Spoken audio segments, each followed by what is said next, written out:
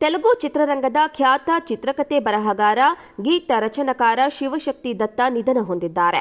ರಾಜಮೌಳಿ ಅವರ ದೊಡ್ಡಪ್ಪ ಹಾಗೂ ಆಸ್ಕರ್ ವಿಜೇತ ಎಂಎಂ ಕೀರವಾಣಿ ಅವರ ತಂದೆ ಶಿವಶಕ್ತಿ ದತ್ತ ಅವರಿಗೆ 93 ವರ್ಷ ವಯಸ್ಸಾಗಿತ್ತು. ಶಿವಶಕ್ತಿ ದತ್ತ ಅವರು ಬಾಹುಬಲಿ, RRR, ಸೈ ಸೇರಿದಂತೆ ಹಲವಾರು ತೆಲುಗು ಸಿನಿಮಾಗಳಿಗೆ ಹಾಡುಗಳನ್ನು ಬರೆದಿದ್ದಾರೆ. ಹಲವಾರು ಸಿನಿಮಾಗಳಿಗೆ ಚಿತ್ರಕಥೆ, ಸಂಭಾಷಣೆಗಳನ್ನು ಸಹ ಬರೆದಿದ್ದಾರೆ. ಸಂಸ್ಕೃತ ಭಾಷೆಯ ಬಗ್ಗೆ ಹಿಡಿತ ಹೊಂದಿದ್ರು. ಅವರು ತಮ್ಮ ಹಾಡುಗಳಲ್ಲಿ ಸಂಸ್ಕೃತವನ್ನ ಬಳಸ್ತಾ ಇದ್ರು. ಈ ರೀತಿಯಿಂದ ಜನಪ್ರಿಯತೆಯನ್ನ ಗಳಿಸಿದ್ರು. 1932ರಲ್ಲಿ ಜನಿಸಿದ ಶಿವಶಕ್ತಿ ದತ್ತ ಅವರ ಮೂಲ ಹೆಸರು ಸುಬ್ಬಾರಾವ್. ಎಳೆಯ ವಯಸ್ಸಿನಲ್ಲೇ ಕಲೆಯ ಕಡೆ ಆಕರ್ಷಿತರಾದ ಅವರು ಮನೆ ಬಿಟ್ಟು ಹೋಗಿ ಮುಂಬೈಗೆ ಹೋಗಿ ಕಲೆಯಲ್ಲಿ ಡಿಪ್ಲೊಮಾ ಪದವಿ ಪಡೆದರು.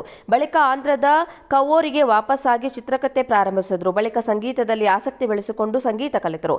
ಬಳಿಕ ಸಿನಿಮಾಗಳ ಬಗ್ಗೆಯೂ ಆಸಕ್ತಿ ಮೂಡಿ ಮದ್ರಾಸ್ಗೆ ಹೋದರು. ವಿಜಯೇಂದ್ರ ಪ್ರಸಾದ್ ಜೊತೆಗೆ ತೆರಳಿದ್ರು. ಅಲ್ಲಿ ಶಿವಶಕ್ತಿ ಪ್ರಸಾದ್ ಮತ್ತು ವಿಜಯೇಂದ್ರ ಪ್ರಸಾದ್ ಸೇರಿ ಹಲವಾರು ಸಿನಿಮಾಗಳಿಗೆ ಸಹಾಯಕ ನಿರ್ದೇಶಕರಾಗಿ, ಚಿತ್ರಕಥೆ ಬರಹಗಾರರಾಗಿ ಕೆಲಸ ಮಾಡಿದ್ರು. ಒಂದು ಸಿನಿಮಾ ನಿರ್ದೇಶನಕ್ಕೆ ಮುಂದಾದ್ರೂ ಹಣಕಾಸಿನ ಮುಗ್ಗಟ್ಟಿನಿಂದ ಸಿನಿಮಾ ಪೂರ್ಣವಾಗಲಿಲ್ಲ. ಮಾತ್ರವಲ್ಲದೆ ಇಡೀ ಕುಟುಂಬ ಆರ್ಥಿಕ ಮುಗ್ಗಟ್ಟಿಗೆ ಸಿಲುಕಿಕೊಂಡಿತು. ಆ ಸಮಯದಲ್ಲಿಯೇ ರಾಜಮೌಳಿ ಮತ್ತು ಕೀರವಾಣಿ ಅವರುಗಳು ಸಿನಿಮಾ ತೆಲುಗು ಚಿತ್ರರಂಗದ ಖ್ಯಾತ ಚಿತ್ರಕಥೆ ಬರಹಗಾರ, ಗೀತ ರಚನಕಾರ ಶಿವಶಕ್ತಿ ದತ್ತ ನಿಧನ ಹೊಂದಿದ್ದಾರೆ. ರಾಜಮೌಳಿ ಅವರ ದೊಡ್ಡಪ್ಪ ಹಾಗೂ ಆಸ್ಕರ್ ವಿಜೇತ ಎಂಎಂ ಕೀರವಾಣಿ ಅವರ ತಂದೆ ಶಿವಶಕ್ತಿ ದತ್ತ ಅವರಿಗೆ 93 ವರ್ಷ ವಯಸ್ಸಾಗಿತ್ತು. ಶಿವಶಕ್ತಿ ದತ್ತ ಅವರು ಬಾಹುಬಲಿ, RRR, ಸೈ ಸೇರಿದಂತೆ ಹಲವಾರು ತೆಲುಗು ಸಿನಿಮಾಗಳಿಗೆ ಹಾಡುಗಳನ್ನು ಬರೆದಿದ್ದಾರೆ. ಹಲವಾರು ಸಿನಿಮಾಗಳಿಗೆ ಚಿತ್ರಕಥೆ, ಸಂಭಾಷಣೆಗಳನ್ನು ಸಹ ಬರೆದಿದ್ದಾರೆ.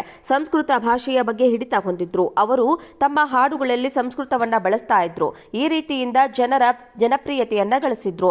1932ರಲ್ಲಿ ಜನಿಸಿದ ಶಿವಶಕ್ತಿ ದತ್ತ ಅವರ ಮೂಲ ಹೆಸರು ಸುಬ್ಬಾರಾವ್. ಎಳೆಯ ವಯಸ್ಸಿನಲ್ಲೇ ಕಲೆಯ ಕಡೆ ಆಕರ್ಷಿತರಾದ ಅವರು ಮನೆ ಬಿಟ್ಟು ಹೋಗಿ ಮುಂಬೈಗೆ ಹೋಗಿ ಕಲೆಯಲ್ಲಿ ಡಿಪ್ಲೊಮಾ ಪದವಿ ಪಡೆದರು. ಬಳಿಕ ಆಂಧ್ರದ ಕವೋರಿಗೆ ವಾಪಸ್ಸಾಗಿ ಚಿತ್ರಕಥೆ ಪ್ರಾರಂಭಿಸಿದ್ರು. ಬಳಿಕ ಸಂಗೀತದಲ್ಲಿ ಆಸಕ್ತಿ ಬೆಳೆಸಿಕೊಂಡು ಸಂಗೀತ ಕಲಿತರು. ಬಳಿಕ ಸಿನಿಮಾಗಳ ಬಗ್ಗೆಯೂ ಆಸಕ್ತಿ ಮೂಡಿ ಮದ್ರಾಸ್ಗೆ ಹೋದರು. ವಿಜಯೇಂದ್ರ ಪ್ರಸಾದ್ ಜೊತೆಗೆ ತೆರಳಿದ್ರು. ಅಲ್ಲಿ ಶಿವಶಕ್ತಿ ಪ್ರಸಾದ್ ಮತ್ತು ವಿಜಯೇಂದ್ರ ಪ್ರಸಾದ್ ಸೇರಿ ಹಲವಾರು ಸಿನಿಮಾಗಳಿಗೆ ಸಹಾಯಕ ನಿರ್ದೇಶಕರಾಗಿ, ಚಿತ್ರಕಥೆ ಬರಹಗಾರರಾಗಿ ಕೆಲಸ ಮಾಡಿದ್ರು. ಒಂದು ಸಿನಿಮಾ ನಿರ್ದೇಶನಕ್ಕೆ ಮುಂದಾದ್ರೂ ಹಣಕಾಸಿನ ಮುಗ್ಗಟ್ಟಿನಿಂದ ಸಿನಿಮಾ ಪೂರ್ಣವಾಗಲಿಲ್ಲ. ಮಾತ್ರವಲ್ಲದೆ ಇಡೀ ಕುಟುಂಬ ಆರ್ಥಿಕ ಮುಗ್ಗಟ್ಟಿಗೆ ಸಿಲುಕಿಕೊಂಡಿತು. ಆ ಸಮಯದಲ್ಲಿಯೇ ರಾಜಮೌಳಿ ಮತ್ತು ಕೀರವಾಣಿ ಅವರುಗಳು ಸಿನಿಮಾ ಕ್ಷೇತ್ರದಲ್ಲಿ ದುಡಿಯಲು ಪ್ರಾರಂಭಿಸಿದರು. ತೆಲುಗು ಚಿತ್ರರಂಗದ ಖ್ಯಾತ ಚಿತ್ರಕಥೆ ಬರಹಗಾರ, ಗೀತ ರಚನಕಾರ ಶಿವಶಕ್ತಿ ದತ್ತ ನಿಧನ ಹೊಂದಿದ್ದಾರೆ. ರಾಜಮೌಳಿ ಅವರ ದೊಡ್ಡಪ್ಪ ಹಾಗೂ ಆಸ್ಕರ್ ವಿಜೇತ ಎಂಎಂ ಕೀರವಾಣಿ ಅವರ ತಂದೆ ಶಿವಶಕ್ತಿ ದತ್ತ ಅವರಿಗೆ 93 ವರ್ಷ ವಯಸ್ಸಾಗಿತ್ತು. ಶಿವಶಕ್ತಿ ದತ್ತ ಅವರು ಬಾಹುಬಲಿ, RRR, ಸೈ ಸೇರಿದಂತೆ ಹಲವಾರು ತೆಲುಗು ಸಿನಿಮಾಗಳಿಗೆ ಹಾಡುಗಳನ್ನು ಬರೆದಿದ್ದಾರೆ. ಹಲವಾರು ಸಿನಿಮಾಗಳಿಗೆ ಚಿತ್ರಕಥೆ, ಸಂಭಾಷಣೆಗಳನ್ನು ಸಹ ಬರೆದಿದ್ದಾರೆ.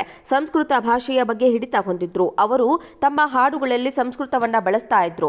ಈ ರೀತಿಯಿಂದ ಜನಪ್ರಿಯತೆಯನ್ನ ಗಳಿಸಿದ್ರು. 1932ರಲ್ಲಿ ಜನಿಸಿದ ಶಿವಶಕ್ತಿ ದತ್ತ ಅವರ ಮೂಲ ಹೆಸರು ಸುಬ್ಬಾರಾವ್. ಎಳೆಯ ವಯಸ್ಸಿನಲ್ಲೇ ಕಲೆಯ ಕಡೆ ಆಕರ್ಷಿತರಾದ ಅವರು ಮನೆ ಬಿಟ್ಟು ಹೋಗಿ ಮುಂಬೈಗೆ ಹೋಗಿ ಕಲೆಯಲ್ಲಿ ಡಿಪ್ಲೊಮಾ ಪದವಿ ಪಡೆದರು.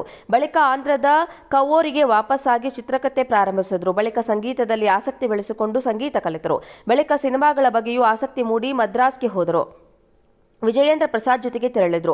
ಅಲ್ಲಿ ಶಿವಶಕ್ತಿ ಪ್ರಸಾದ್ ಮತ್ತು ವಿಜಯೇಂದ್ರ ಪ್ರಸಾದ್ ಸೇರಿ ಹಲವಾರು ಸಿನಿಮಾಗಳಿಗೆ ಸಹಾಯಕ ನಿರ್ದೇಶಕರಾಗಿ, ಚಿತ್ರಕಥೆ ಬರಹಗಾರರಾಗಿ ಕೆಲಸ ಮಾಡಿದ್ರು. ಒಂದು ಸಿನಿಮಾ ನಿರ್ದೇಶನಕ್ಕೆ ಮುಂದಾದ್ರೂ ಹಣಕಾಸಿನ ಮುಗ್ಗಟ್ಟಿನಿಂದ ಸಿನಿಮಾ ಪೂರ್ಣವಾಗಲಿಲ್ಲ. ಮಾತ್ರವಲ್ಲದೆ ಇಡೀ ಕುಟುಂಬ ಆರ್ಥಿಕ ಮುಗ್ಗಟ್ಟಿಗೆ ಸಿಲುಕಿಕೊಂಡಿತು. ಆ ಸಮಯದಲ್ಲಿಯೇ ರಾಜಮೌಳಿ ಮತ್ತು ಕೀರವಾಣಿ ಅವರು